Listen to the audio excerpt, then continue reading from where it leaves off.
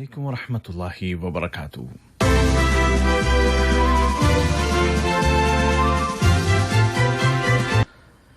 یہ اردو ریڈیو قطر FM 107 ہے۔ اب آپ عبید طاہر سے آج کا پہلا نشریہ سماعت کیجیے۔ ابتدا میں پیش خدمت ہیں اس وقت کی اہم سرخیاں۔ صاحب سمو امیر شیخ تمیم بن حمد آل ثانی نے امیر کویت کے نام ایک تحریری پیغام ارسال کیا ہے، جس کا تعلق دونوں ملکوں کے مابین قائم برادرانہ تعلقات کو مزید فروغ دینے کے وسائل سے ہے۔ قطر کی وزارتی کونسل نے کہا ہے کہ کورونا وائرس کے پھیلاؤ کو روکنے کے لیے ملک میں نافذ احتیاطی تدابیر پر عمل درآمد جاری رہے گا۔ نائب وزیر اعظم و وزیر مملکت برائے امور دفاع نے کوننگزبی ایئر بیس میں قطر برطانیہ مشترکہ اسکواڈرن کمانڈ کی عمارت کا افتتاح کیا ہے۔ اور آذربائیجان اور ارمینیا کے درمیان متنازع علاقے کاراباغ میں فائر بندی کے متعلق روس اور ترکی کے صدور کے درمیان اتفاق رائے ہو گیا ہے، جبکہ امریکی صدارتی انتخابات ایک نئے مرحلے میں داخل ہو گئے ہیں۔ اور اب پیش خدمت ہے آج کا پہلا مفصل نشریہ۔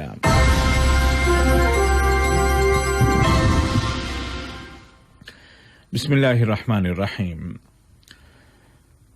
صاحب سمو امیر شیخ تمیم بن حمد آل ثانی نے امیر کویت شیخ نواف الاحمد الجابر الصباح کو دونوں ملکوں کے درمیان قائم برادرانہ تعلقات کو مزید مستحکم کرنے کے ذرائع کے متعلق ایک تحریری پیغام ارسال کیا ہے۔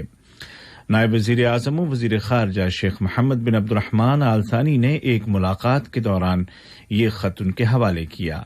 ملاقات کے آغاز میں نائب وزیر اعظم و وزیر خارجہ نے امیر کویت کو صاحب سمو امیر کی جانب سے خیر سگالی کا پیغام پہنچایا۔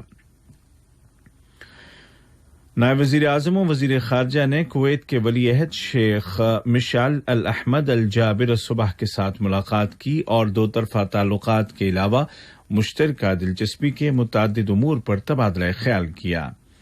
اسی طرح نائب وزیر اعظم و وزیر خارجہ شیخ محمد بن عبد الرحمن آل ثانی نے کویت کے وزیر اعظم شیخ صباح خالد الحمد الصباح اور وزیر خارجہ شیخ ڈاکٹر احمد ناصر المحمد الصباح کے ساتھ الگ الگ ملاقات کی اور اہم امور پر بات چیت کی۔ قطر فاؤنڈیشن کی چیئرپرسن شیخہ موزہ بنت ناصر نے ویڈیو کانفرنسنگ کے ذریعے منعقد کی گئی تقریب امپاورنگ انوویشن میں شرکت کی۔ اس تقریب کا اہتمام قطر فاؤنڈیشن کے division industry development and knowledge transfer نے کیا تھا، جس کے دوران ریسرچ اور انوویشن کے میدانوں میں ادارے کی کامیابیوں کا جائزہ لیا گیا۔ تقریب کے دوران انوویٹرز کے درمیان انعامات بھی تقسیم کیے گئے۔ یہ تقریب ایسے وقت میں منعقد کی گئی ہے جب قطر فاؤنڈیشن کے قیام اور معاشرے کی ترقی اور تعلیم و تعلم کے کلچر کو عام کرنے میں اس کی قیادت کے 25 سال منائے جا رہے ہیں۔ وزیر اعظم و وزیر داخلہ شیخ خالد بن خلیفہ بن عبدالعزیز آل ثانی کی صدارت میں کابینہ کا معمول کا اجلاس بلایا گیا، جس کے دوران فیصلہ کیا گیا کہ کورونا وائرس کے پھیلاؤ کو روکنے کے لیے ملک میں نافذ احتیاطی اقدامات پر عمل درآمد جاری رکھا جائے گا۔ وزیر اعظم کی جانب سے وزارتوں، اداروں اور سرکاری محکموں کو اسٹریٹجک منصوبے پیش کرنے کی ہدایات کے ضمن میں وزیر تعلیم و اعلیٰ تعلیم نے اپنی وزارت کا تفصیلی اسٹریٹجک پلان پیش کیا، جس میں وزارت کی سن 2022 تک کی حکمت عملی اور پروگرامز بتائے گئے۔ بعد ازاں کابینہ نے ایجنڈے پر درج دیگر موضوعات کا جائزہ لیا اور ان کے متعلق مناسب فیصلے صادر کیے۔ نائب وزیر اعظم و وزیر مملکت برائے امور دفاع ڈاکٹر خالد بن محمد العطیہ اور برطانیہ کے وزیر دفاع جناب بن والیس نے انگلینڈ کے کوننگزبی ایئر بیس میں قطر برطانیہ مشترکہ اسکواڈرن کمانڈ کی عمارت نمبر 12 کا افتتاح کیا۔ افتتاحی تقریب کے دوران فوجی پریڈ کے علاوہ ٹائفون جنگی جہاز نے مشترکہ پروازیں بھریں۔ تقریب کے اختتام پر نائب وزیر اعظم و وزیر مملکت برائے امور دفاع نے برطانوی وزیر دفاع کے ساتھ مشترکہ دلچسپی کے اہم فوجی معاملات اور دیگر علاقائی اور بین الاقوامی امور پر تبادلہ خیال کیا۔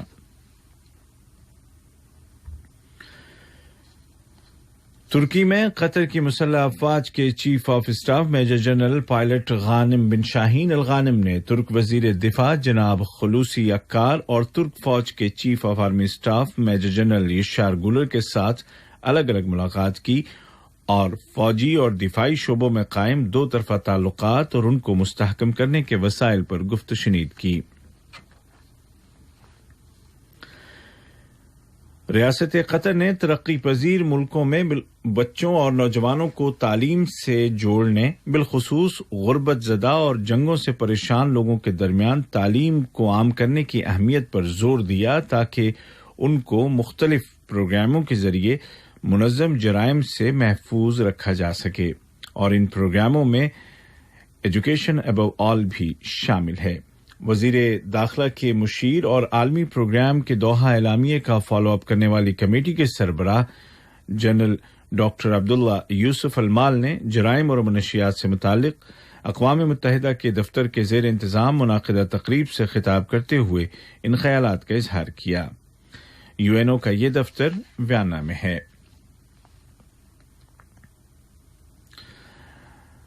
ریاست قطر غیر ساحلی ترقی پذیر اور کم ترقی کرنے والے ملکوں اور ترقی پذیر چھوٹے جزیروں کی سپورٹ میں پیش ہے اور ایک اسٹریٹجک پارٹنر ہے۔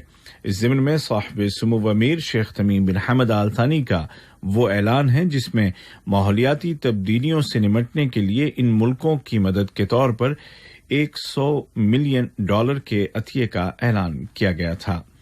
اقوام متحدہ میں قطر کے مستقل وفد میں سیکنڈ سیکریٹری جناب احمد بن سیف الکواری نے جنرل اسمبلی کے معاشی اور مالیاتی امور کی کمیٹی کے سامنے تقریر کرتے ہوئے قطر کے موقف کو پیش کیا۔ یہ خبریں آپ اردو ریڈیو قطر FM 107 سے سن رہے ہیں۔ قطر نے ایگزیبیشنز کے بین الاقوامی دفتر کی ایگزیکٹو کمیٹی کے اجلاس میں شرکت کی ہے۔ اجلاس میں فرانس میں قطر کے سفیر اور نمائشوں کے عالمی دفتر کے لیے قطر کے مستقل مندوب شیخ علی بن جاسم آل ثانی نے شرکت کی، جس کے دوران انہوں نے صحت کے حوالے سے جاری بحران اور کووڈ-19 کے پس منظر میں ایکسپو دوحہ کو ملتوی کرنے کی درخواست پیش کی۔ ریاست قطر نے WHO کے علاقائی کمیٹی کے اجلاس میں شرکت کی۔ ویڈیو کانفرنسنگ کے ذریعے بلائے گئے اس اجلاس میں وزیر صحت ڈاکٹر حنان محمد الکواری نے قومی وفد کی قیادت کی۔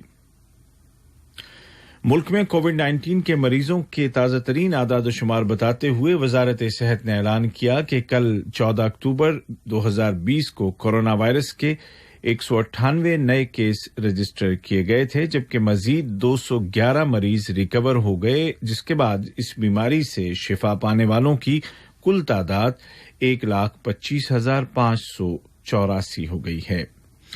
ادھر عالمی سطح پر کووڈ-19 سے متاثر ہونے والوں کی مجموعی تعداد 38.5 ملین سے زیادہ ہو گئی ہے اور متعدد ملکوں نے نئے اقدامات کا اعلان کیا ہے۔ فرانس کے صدر ایمانوئل میکرون نے کووڈ-19 کے کیسز کو دیکھتے ہوئے دارالحکومت پیرس اور ملک کے کئی بڑے شہروں میں آئندہ سنیچر سے رات کا کرفیو لگانے کا اعلان کیا ہے۔ آذربائیجان اور آرمینیا کے درمیان متنازع ریاست قرباخ کے متعلق تازہ خبروں میں یورپی یونین نے ان ملکوں سے مطالبہ کیا ہے کہ وہ ریاست میں ہر طرح کی دشمنانہ سرگرمیاں بند کریں اور غیر مشروط بات چیت شروع کریں۔ دریاسنا روس کے صدر ولادیمیر پوتین اور ترکی کے صدر رجب طیب اردوغان نے ریاست میں خونریزی کو روکنے اور فائر بندی پر اتفاق رائے کیا ہے۔ اس دوران آذربائیجان کے صدر جناب الہام الییف نے آرمینیا کو ان کے ملک سے جانے والی پیٹرول اور گیس کی پائپ لائنوں پر حملہ کرنے سے خبردار کیا ہے۔ بحیرہ روم کے مشرقی علاقے میں جاری کشیدگی کے ضمن میں ترکی کے صدر جناب رجب طیب اردوغان نے کہا ہے کہ ان کا ملک متنازع علاقے میں یونان اور سائپرس کو ایسا جواب دے گا جس کے وہ مستحق ہیں۔ انہوں نے اعلان کیا کہ ترکی اس علاقے میں پیٹرول کی تلاش کے لیے ایک دوسرا جہاز بھی بھیج رہا ہے۔ یورپی یونین نے روس کے اپوزیشن لیڈر الیکسی ناوالنی کو زہر دے کر مارنے کے واقعے کے پس منظر میں روس کے خلاف پابندیاں لگانے کا فیصلہ کیا ہے۔ ان پابندیوں کا اعلان کیمیائی ہتھیاروں پر پابندی کی تنظیم کی جانب سے کیے گئے اس اعلان کے بعد کیا گیا ہے جس میں تنظیم نے کہا تھا کہ اس کو الیکسی کے جسم کے سیمپلز میں سے ایک زہریلا مادہ ملا ہے جس کو روسی ماہرین نے فوجی مقاصد کے لیے تیار کیا تھا۔ اور امریکہ میں صدارتی الیکشن سے تقریباً 3 ہفتے قبل صدر ٹرمپ اور ان کے ڈیموکریٹ حریف امیدوار جو بائیڈن نے رزلٹ میں فیصلہ کن کردار ادا کرنے والی ریاستوں میں زور و شور سے کیمپین شروع کر دی ہے۔ الیکشن کیمپین کے نئے مرحلے میں عمر رسیدہ افراد پر خاص توجہ مرکوز کی جا رہی ہے جنہوں نے گزشتہ الیکشن میں ٹرمپ کو ووٹ دیے تھے، لیکن اب ان میں سے کچھ کا رجحان ڈیموکریٹس کی طرف نظر آ رہا ہے۔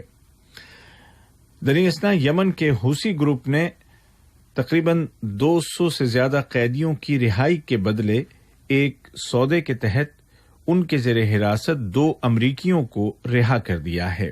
کہا جا رہا ہے کہ یہ خبر صدر ٹرمپ کی الیکشن کیمپین کے لیے فائدہ مند ثابت ہو سکتی ہے۔ آج کا پہلا نشریہ ختم ہونے سے قبل اس وقت کی اہم سرخیاں ایک مرتبہ پھر سن لیجیے۔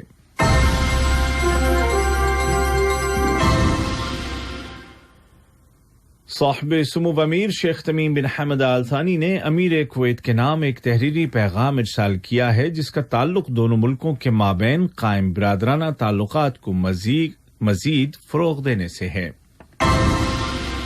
قطر کی وزارتی کونسل نے کہا ہے کہ کورونا وائرس کے پھیلاؤ کو روکنے کے لیے ملک میں نافذ احتیاطی تدابیر پر عمل درآمد جاری رہے گا۔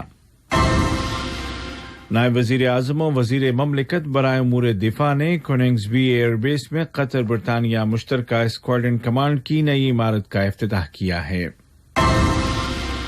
اور آذربائیجان اور آرمینیا کے درمیان متنازع علاقے قرہ باغ میں فائر بندی کے متعلق روس اور ترکی کے صدور کے درمیان اتفاق رائے ہو گیا ہے، جبکہ امریکی صدارتی انتخابات ایک نئے مرحلے میں داخل ہو گئے ہیں۔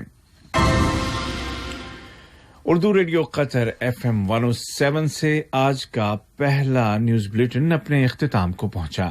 ہمارا دوسرا نشریہ شام ٹھیک 7:30 بجے پیش کیا جائے گا۔ آج کے اس بلیٹن کو آپ تک پہنچانے میں ہماری تکنیکی معاونت کی محمد حسن سوڈانی نے۔ السلام علیکم ورحمۃ اللہ وبرکاتہ۔